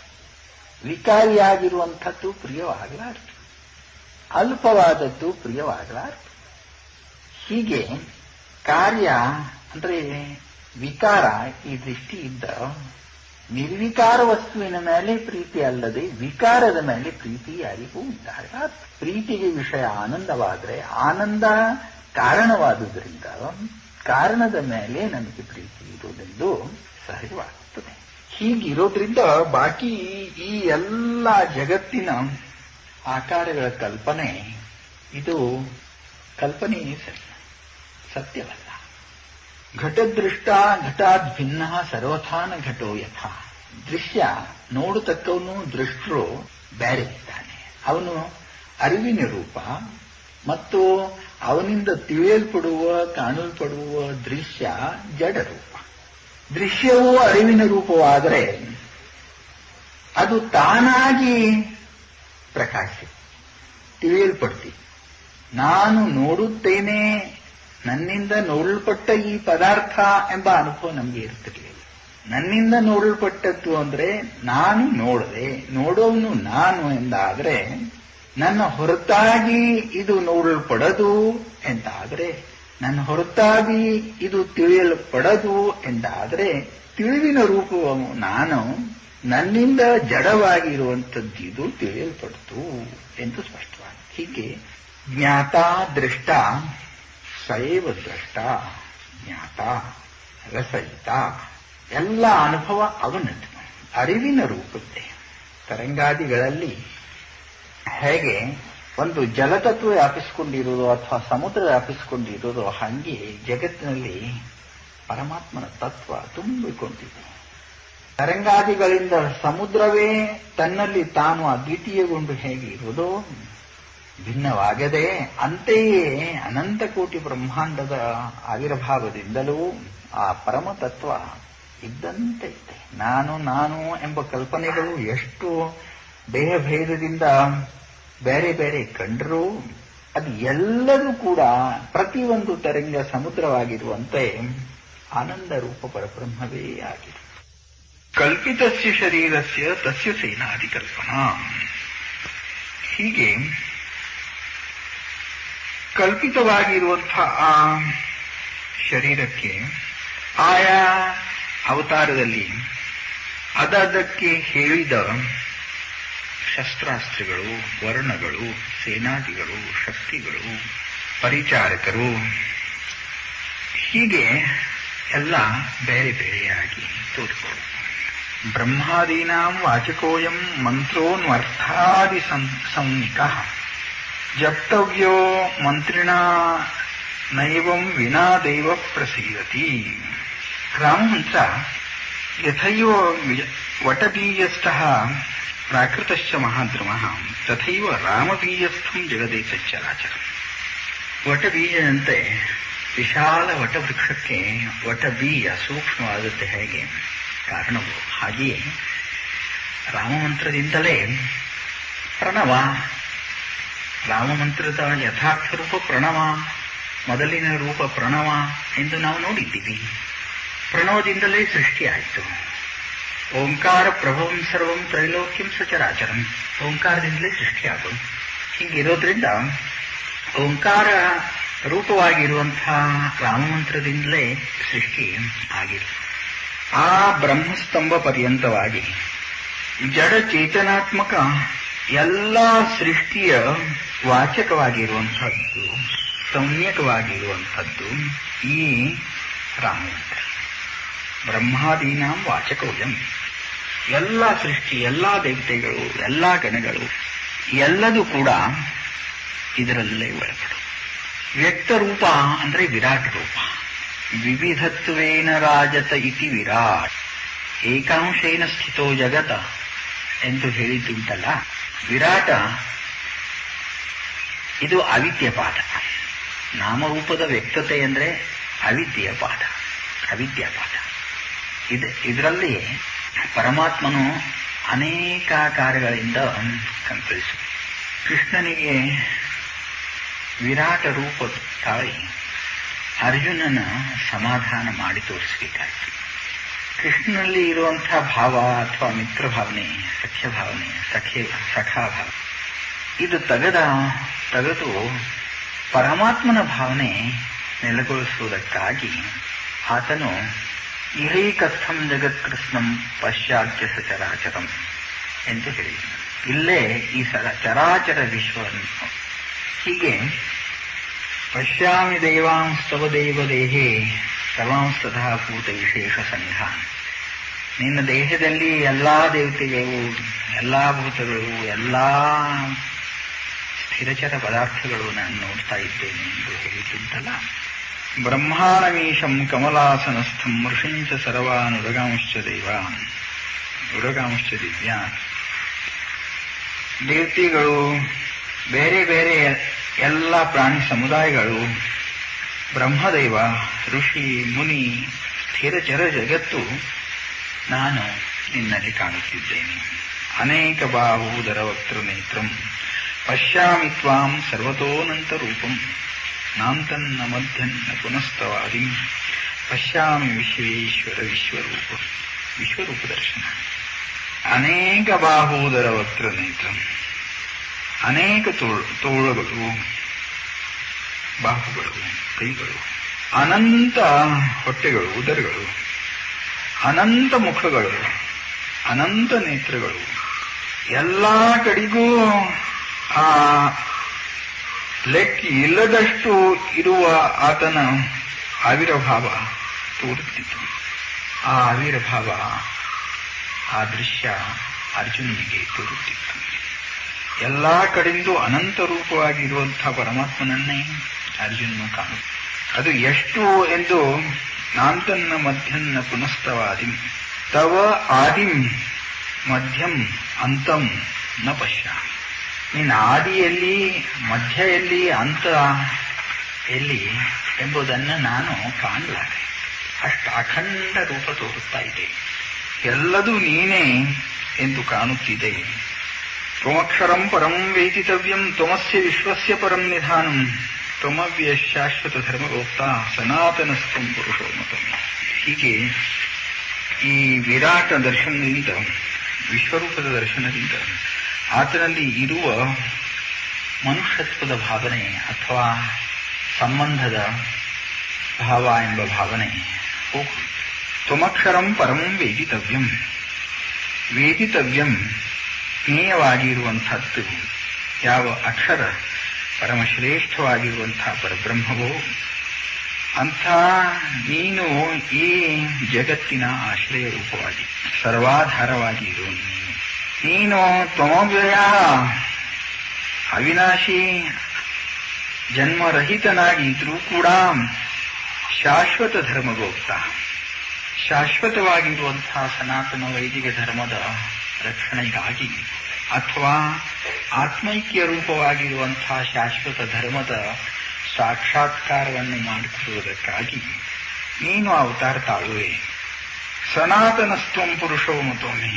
ಅನಾದಿ ಅನಂತ ಪುರಾಣ ಪುರುಷೋತ್ತಮ ನೀನು.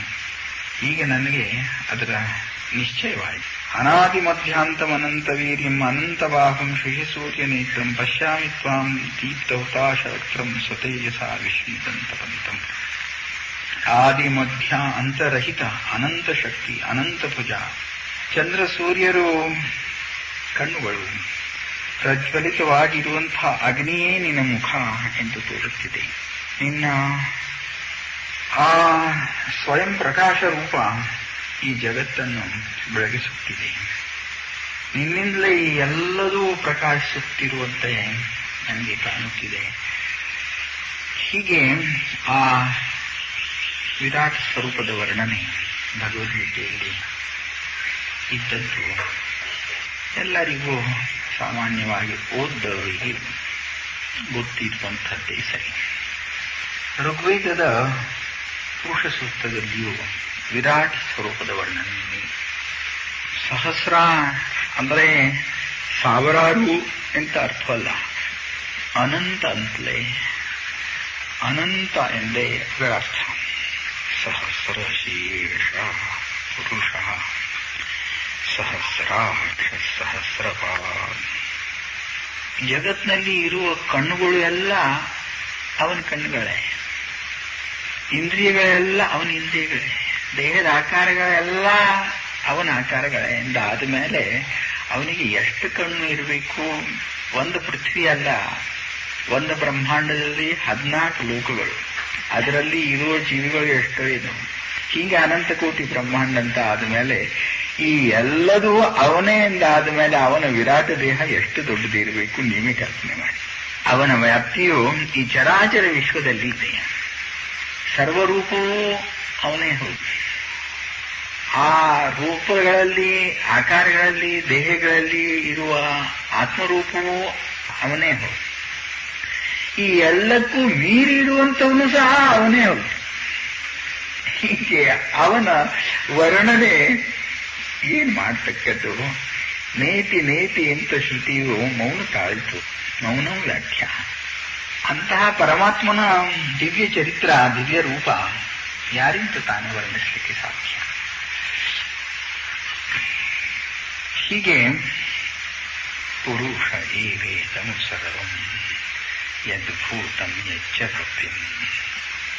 ಇದು ಆದದ್ದು, ಆಗ್ತಕ್ಕದ್ದು ಅಷ್ಟು ಪುರುಷ ಸ್ವರೂಪವೇ ಪರಮಾತ್ಮನ ಸ್ವರೂಪವೇ. ಅದರ ಹೊರತಾಗಿ ಇದಕ್ಕೆ ಅಸ್ತಿತ್ವವಿಲ್ಲ. ಅಮೃತತ್ವಶೇಷಾನ ಅಮೃತತ್ವಸ್ಯ ಈಶಾನ. ಮೋಕ್ಷದ ದೊರೆ, ಮೋಕ್ಷದ ಅಧಿದೇವತೆ ಪರಮಾತ್ಮನೇ ಸರಿ. ಮೋಕ್ಷ ರೂಪನೂ ಅವನೇ ಹೌದು.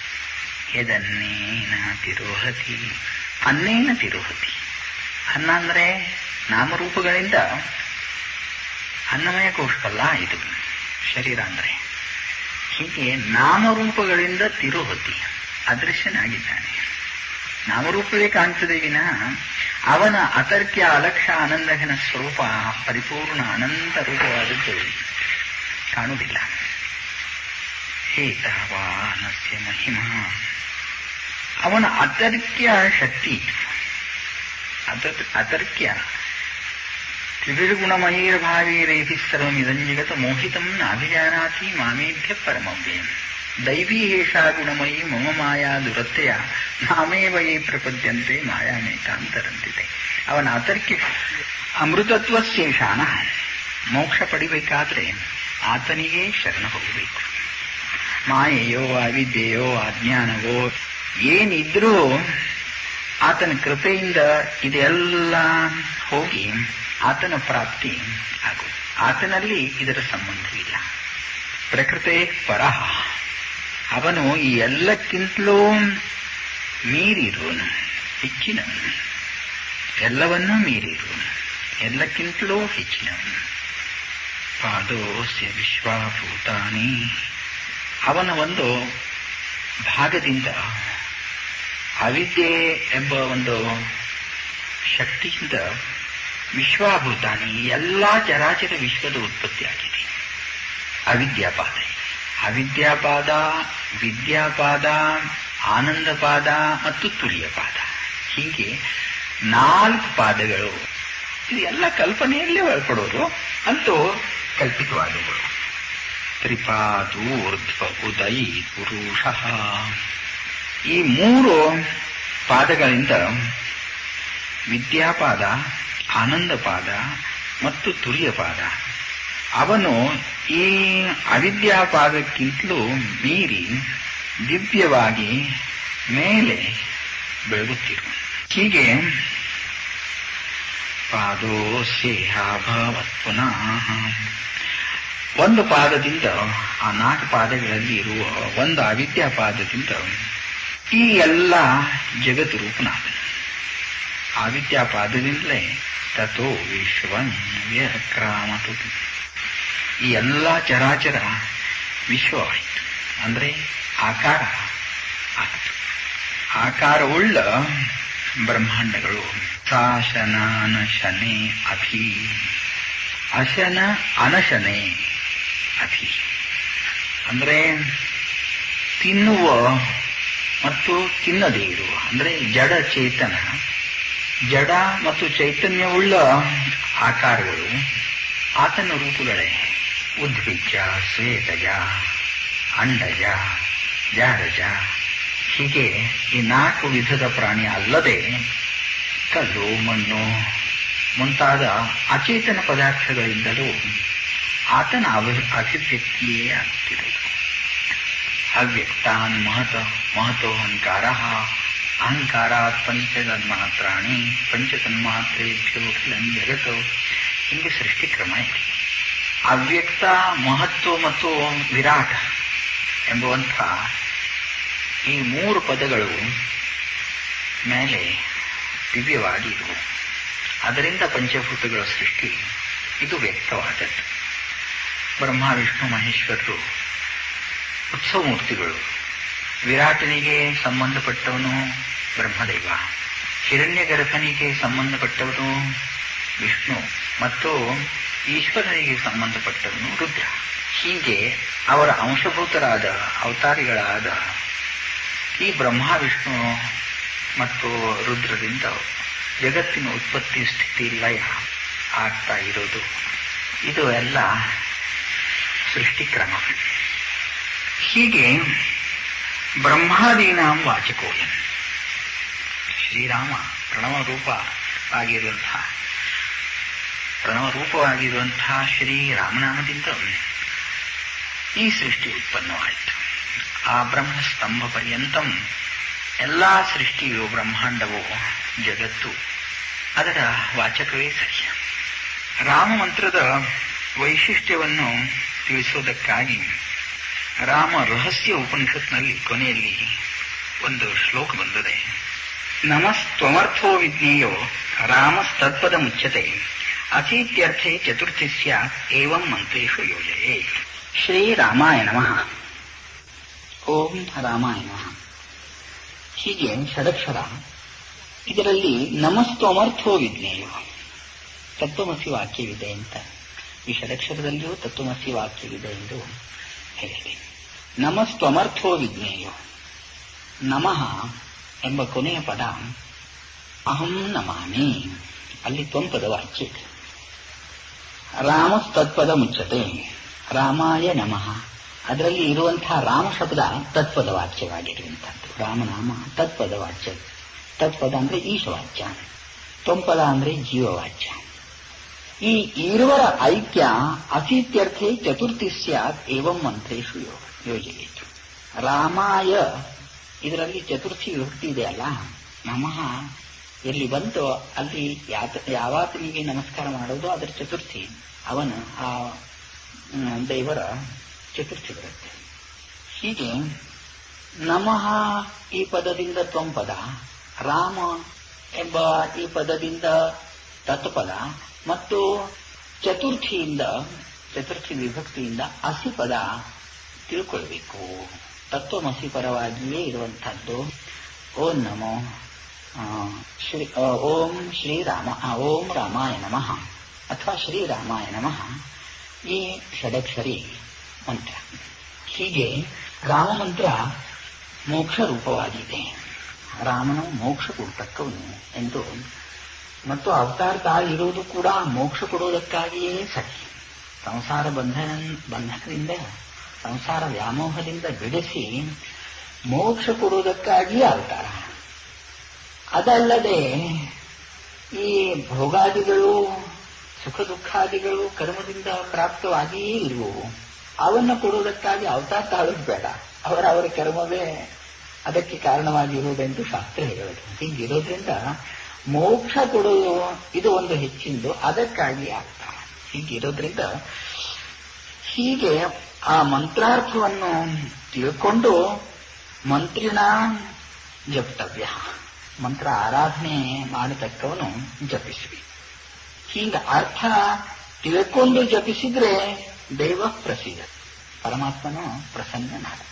ಪರಬ್ರಹ್ಮ ಸ್ವರೂಪದ ಸಾಕ್ಷಾತ್ಕಾರ ತಾನಾಗಿಯೇ ಆಗುವುದು. ಮಹಾವಾಕ್ಯದ ಅರ್ಥ ಇದು, ಮಹಾವಾಕ್ಯ ರೂಪವೇ ಇದು, ಜೀವ ಪರಮರ ಆಯ್ಕೆ ಮಾಡುವಂಥದ್ದಿದು ಎಂಬ ಭಾವನೆಯಿಂದ ಮಾಡಿದರೆ ಮೋಕ್ಷ ತಾನಾಗಿ ಹಾಗೆಯೇ ಆಗುವುದು.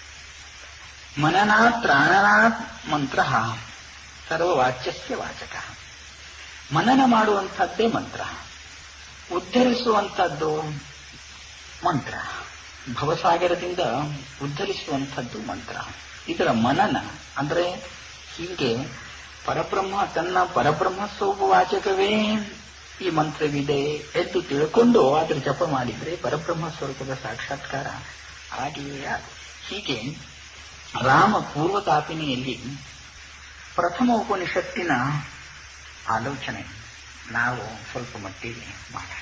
ಎರಡನೇ ಉಪನಿಷತ್ತು ಅಂದರೆ ರಾಮಪೂರ್ವತಾಪಿನಿಯ ಅಧ್ಯಾಯ ಎಂಬ ಅರ್ಥದಲ್ಲಿ ಎರಡನೇ ಉಪನಿಷತ್ತು ಸಣ್ಣದಿದೆ ನೋಡೋಣ. ಸ್ವಯಂಭೂರ್ ಜ್ಯೋತಿರ್ಮಯೋ ಅನಂತರೂಪಿ ಸ್ವೇನೈವ ಭಾಸತೆ. ಸ್ವಯಂಭೂ ಸ್ವೇನೈವ ಭವತೀತಿ ಸ್ವಯಂಭೂ. ಪರಮಾತ್ಮನು ಆವಿರ್ಭವಿಸಿದರೂ ಅವನು ತನ್ನಿಂದಲೇ ಆವಿರ್ಭವಿಸು. ಅವನು ಜ್ಯೋತಿರ್ಮಯ, ಅವನು ಪ್ರಕಾಶರೂಪಿಯೇ ಸರಿ. ಯಚ್ಚಂದ್ರಮಸಿ ಯಚ್ಚಾಗ್ನೋ ತತ್ತೇಜೋ ವಿದ್ಯುಮಾಮಕಂ. ಸೂರ್ಯ, ಚಂದ್ರ, ಅಗ್ನಿ, ಮಿಂಚು ಮುಂತಾದ ಎಲ್ಲ ಪ್ರಕಾಶ ಉಳ್ಳ ಗೋಲಗಳಲ್ಲಿ ಉಪಾಧಿಗಳಲ್ಲಿ ನನ್ನ ತೇಜಸ್ಸೇ ಇದೆ ಎಂದು ಭಗವಂತನ ಹೇಳಿದ್ದು ಉಂಟಲ್ಲ. ಹೀಗೆ ಸ್ವಯಂ ಪ್ರಕಾಶ.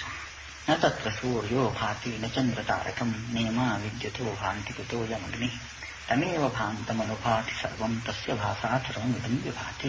ಹೀಗೆ ಸ್ವಯಂ ಪ್ರಕಾಶ. ನ ತತ್ರ ಸೂರ್ಯೋ ಭಾತಿ ನ ಚಂದ್ರ ತಾರಕಂ ನೇಮ ವಿದ್ಯುತೋ ಭಾಂತಿ ಕುತೋ ಯಮಗ್ನಿ ತಮೇವ ಭಾಂತಮನುಭಾತಿ ಸರ್ವಂ ತಸ್ಯ ಭಾಸಾ ಸರ್ವಮಿದಂ ವಿಭಾತಿ.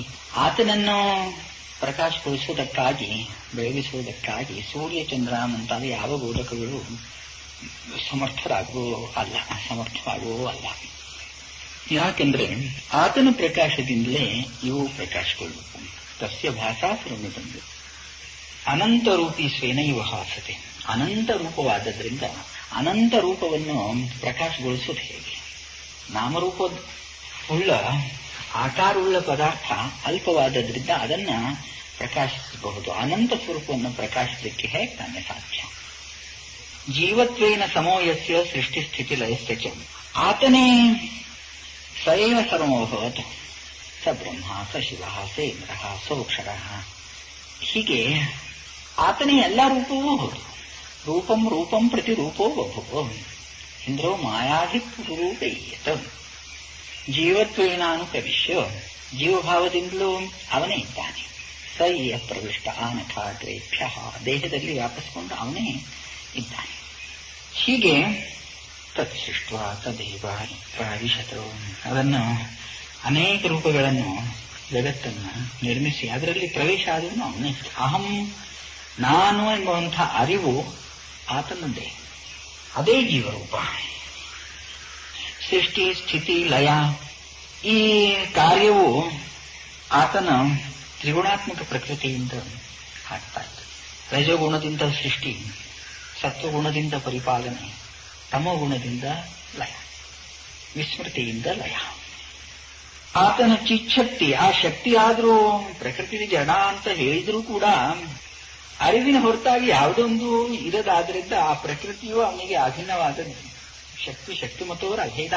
ಈ ದೃಷ್ಟಿಯಿಂದ ಅವನು ಚಿತ್ಸ್ವರೂಪಿ ಇದ್ದ ಹಾಗೆ ಆತನ ಶಕ್ತಿಯು ಚಿತ್ಸ್ವರೂಪಿಯೇ, ಜಗತ್ತು ಚಿತ್ಸ್ವರೂಪವೇ. ಚಿದ್ಗೀಗಂ ರಾಜತೆ.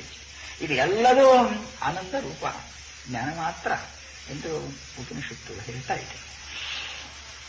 ಆ ಚಿಚ್ಚಕ್ತಿಯಿಂದ ಸತ್ವ, ರಜ, ತಮಸ್ಸು ಈ ಗುಣಗಳಿಂದ ಈ ಸೃಷ್ಟಿ ಅನೇಕ ಬಗೆಯಾಗಿ ತೋರು. ಯಥೈವ ವಟಬೀಜಸ್ಥ ಪ್ರಾಕೃತಶ್ಚ ಮಹಾನ್ ನೃಮಃ ತಥೈವ ರಾಮಬೀಜಸ್ಥಂ ಜಗದೈತಚ್ಚರಾಚರಂ. ದೊಡ್ಡ ವೃಕ್ಷ ತೋರಿದ್ರೂ ಅದು ಸಣ್ಣ ಬೀಜದಲ್ಲಿ ಹೇಗೆ ಇರುವುದೋ ಹಾಗೆಯೇ ಇಷ್ಟು ವಿಸ್ತಾರವಾಗಿ ಅಪಾರ ಬ್ರಹ್ಮಾಂಡ ಕಂಡ್ರು ಆ ಒಂದು ಏಕೋಹಂ ಬಹುಸ್ಯಾಂ, ನಾನು ಒಬ್ಬವನಾದವನು ಅನೇಕ ವಿಧನಾಗಬೇಕು ಎಂಬ ಒಂದು ಕಲ್ಪನೆಯಲ್ಲಿ ಅಥವಾ ಸಂಕಲ್ಪದಲ್ಲಿ ಅಡಿಕೊಂಡಿದೆ. ಆ ಸಂಕಲ್ಪ ಸ್ವತಂತ್ರವಾಗದಾದ್ರಿಂದ ಆ ಸಂಕಲ್ಪ ಮಾಡುವವನಲ್ಲೇ ಅಡಿಕೊಂಡಿದೆ ಅಂತ ಹೇಳ್ಬೋದು. ಸಂಕಲ್ಪೋ ವಿವಿಧ ಕರ್ತ. ರೇಫಾರೂಢ ಮೂರ್ತಯಸ್ಯು ಶಕ್ತಯಸ್ತಿಸ್ರ ಏವಚೆ. ಆ ರಕಾರ ಅಕಾರ ಬೀಜ ಅ ಉ ಮ ಪ್ರಣವದಲ್ಲಿ ಇದೆಯಲ್ಲ, ಹಂಗೆ ರಕಾರದಲ್ಲಿ ಅಕಾರ ಬೀಜವೇ ಮುಖ್ಯ ಈ ಜಗತ್ತಿಗೆ ಕಾರಣ. ಅಲ್ಲಿಂದಲೇ ಸೃಷ್ಟಿ ಉತ್ಪತ್ತಿ. ಹೀಗೆ ಅಕಾರ ಅಂದ್ರೆ ಅಸ್ತಿತ್ವ, ಅದರಲ್ಲೇ ಈ ಚರಾಚರ ವಿಶ್ವದ ಎಲ್ಲಾ ಶಕ್ತಿಗಳ ಎಲ್ಲಾ ದೇವತೆಗಳ ಅಸ್ತಿತ್ವ ವ್ಯಾಪಿಸಿಕೊಂಡಿದೆ ಆ ರಕಾರ ಬೀಜದ ಮೇಲೆ. ಹೀಗೆ ಸೃಷ್ಟಿಯು ಅಕಾರ ಅಂದ್ರೆ ಅಸ್ತಿತ್ವದಿಂದಲೇ ತುಂಬಿಕೊಂಡಿದೆ.